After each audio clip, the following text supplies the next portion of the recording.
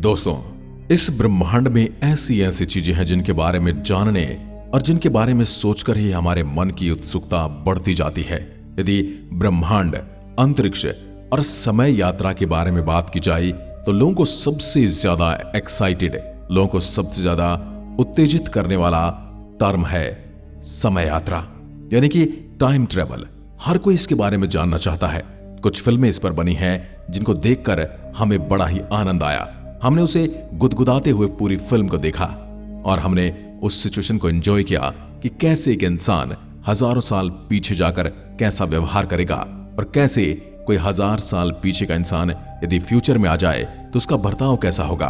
वो दोनों ही जगह पर हंसी का पात्र बन जाएगा और कई पर उसके जीवन को खतरा भी हो जाएगा, सिर्फ इसलिए क्योंकि वह फ्यूचर से आया है या पास्ट से आया है, क्योंकि वह आज के जमाने की चीजों को नहीं समझ पाता है या उनसे आगे की सोचता है या उनसे बहुत पीछे की सोचता है। इसलिए पूरी दुनिया उसके लिए एक अलग दुनिया बन जाती है। तो आज हम इसी कॉन्सेप्ट पर बात करेंगे और हजारों सालों से हम इंसान इस कॉन्सेप्ट से काफी ज्यादा रोमांचित होते आए हैं। समय समय पर लोगों ने टाइम मशीन बनाने और पास्ट व फ्यूचर में जाने के दावे भी किए हैं। बहुत सारे लोगों ने पास्ट और फ्यूचर को देखने के दावे भी किए हैं।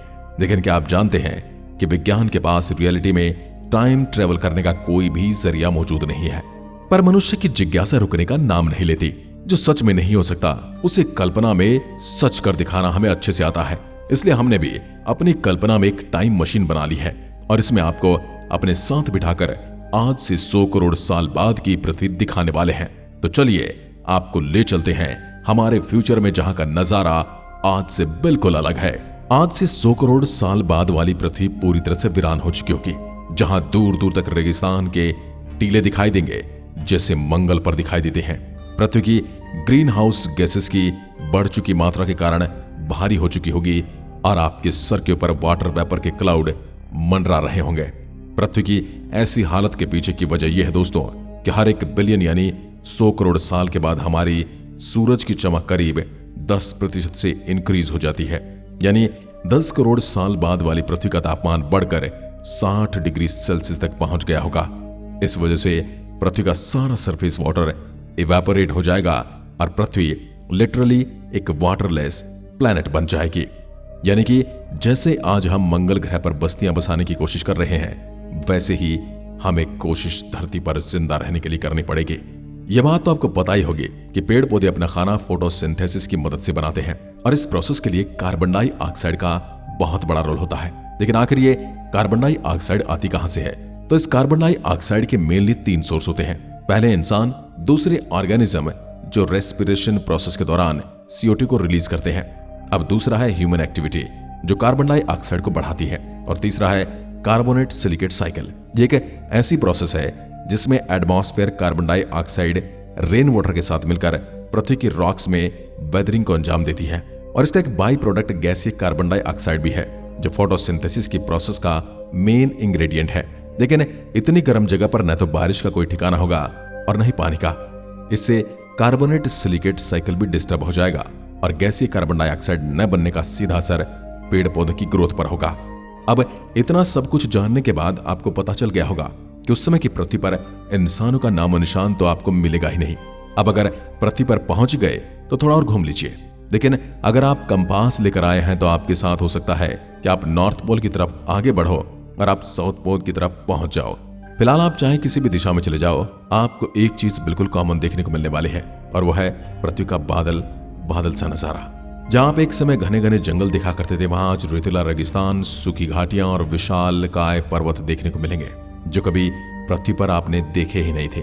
लेकिन अचानक से विशालकाय पृथ्वी पर आए कहां से? इसके पीछे की वजह है टेक्टोनिक प्लेट का मूवमेंट जो पृथ्वी पर लगातार होता रहता है। यह बात तो आपको मालूम होगी कि आज जो पृथ्वी पर 7 कॉन्टिनेंट मौजूद है, वह पहले एक ही सुपर कॉन्टिनेंट हुआ करता था जिसे हम पेंजिया के नाम से जानते थे। वैज्ञानिकों ने अनुमान लगाया कि आज से करीब 25 करोड़ सालों में पृथ्वी की कॉन्टिनेंट्स एक बार फिर से मिलकर एक हो जाने वाले हैं और इस नए सुपर कॉन्टिनेंट का नाम होगा पेंजिया प्रॉक्सिमा। दोस्तों, इंसानों ने अपने इतिहास में जो भी सिविलाइजेशन बचाई है, जो देश बने हैं, उसकी बर्बादी को भी नाम दिया जा रहा है। लेकिन पेंजिया प्रॉक्सिमा केवल बर्बादी का मंजर लेकर नहीं आने वाला है, बल्कि पृथ्वी पर लाइफ के एवोल्यूशन की एक नई साइकिल को शुरू करेगा। जैसे डायनासोर के बाद हमारा एवोल्यूशन हुआ। हो सकता है हमारे बाद किसी नई जाति का एवोल्यूशन होगा और वो हमसे उन्नत भी हो सकती है और हमसे पिछड़ा भी। शायद नेक्स्ट जनरेशन एक ऐसे ऑर्गेनिस्ट को जन्म देगी जो आने वाले समय के रफ एंड टफ एनवायरनमेंट के हिसाब से खुद को अडॉप्ट कर पाएंगे। अब जब 100 करोड़ साल बाद वाली पृथ्वी पर हम पहुंच गए हैं तो जरा रात का तारों वाला आसमान भी देख लेते हैं। लेकिन यहां तो तारा का कोई नामो निशान तक नहीं है, लेकिन हमारा मून अभी भी मौजूद है। यह भी साइज में काफी छोटा हो गया है। इसके पीछे की वजह है यूनिवर्स का एक्सपेंशन। मिल्की वे सेंट्रल सुपरमैसिव ब्लैक होल अपनी ग्रेविटी से मिल्की वे तारों को अट्रैक्टेड रख सकता है और ज्यादा से ज्यादा हमारे लोकल गैलेक्सी क्लस्टर आपस में कनेक्ट होंगे। लेकिन उससे बाहर का यूनिवर्स एक्सपेंशन की भेंट चढ़ जाने वाला है और आने वाले 100 करोड़ सालों में दूर अंतरिक्ष के अनंत तारे हमसे इतनी दूर चले जाएंगे कि हम उन्हें देख भी नहीं पाएंगे। दूसरी तरफ हम ये नहीं जानते कि हमारा मून हर साल पृथ्वी से 3.8 सेंटीमीटर दूर जा रहा है और ऐसे में 100 करोड़ साल बाद हमारा मून हमसे हजारों किलोमीटर दूर निकल चुका होगा और हो सकता है उस समय हमारे प्लेनेट की ग्रेविटी के इन्फ्लुएंस में रहे और हमारी सैटेलाइट का रोल भी निभाता रहे। लेकिन धरती के आसमान में चांद का साइज तो कम हो जाने वाला है। दोस्तों, फिलहाल आसमान से आने वाला एक ऐसा और भी खतरा है जो मोस्ट रिसेंट ईयर्स में तबाही का मंजर ला चुका है।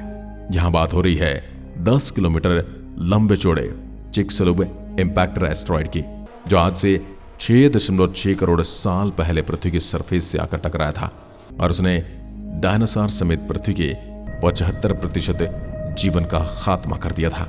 अब आने वाले 100 करोड़ सालों में न जाने कितनी बार अंतरिक्ष से ऐसी ही तबाही पृथ्वी की ओर आकर बढ़ सकती है, हमारी पृथ्वी से टकरा सकती है और पृथ्वी पर एक बार फिर से प्रलय का मंजर देखने को मिल सकता है। वैसे तो हम इंसान आसमान से आने वाली इस तबाही से बचने के तरीके खोज रहे हैं और नासा का डार्ट मिशन भी इस कड़ी में एक प्रयास था। लेकिन क्या हमारी ये तरकीब उस समय काम आ पाएगी जब हमें पता चलेगा कि कोई विशाल का एस्ट्रॉयड या कॉमेट सीधा हमारी तरफ बढ़ रहा है और कुछ समय में पृथ्वी से टकरा जाएगा? आज से 100 करोड़ साल बाद आप पृथ्वी की परतें खोलोगे तो शायद वहां आपको आज की तरह कई फॉसिल्स नजर आएंगे। लेकिन ये फॉसिल्स डायनासोर के नहीं होंगे बल्कि इंसानों के होंगे।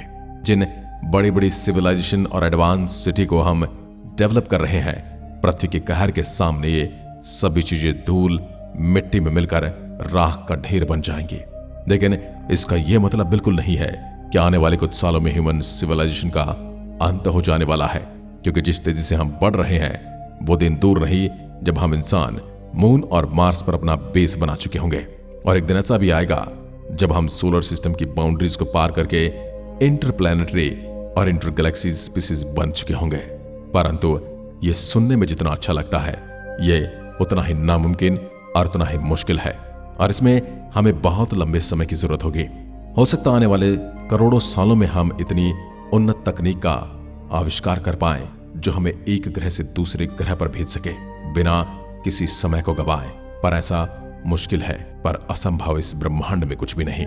तो क्या आप भी मानते हैं कि आने वाले कई करोड़ सालों में पृथ्वी एक बार फिर से बंजर हो जाएगी और हो सकता है उसके बाद मंगल ग्रह पृथ्वी के जैसा ऐसा ग्रह बन जाए जहां पर जीवन बसे और पृथ्वी हमारे शुक्र ग्रह या मंगल की तरह वीरान और बंजर बन जाए।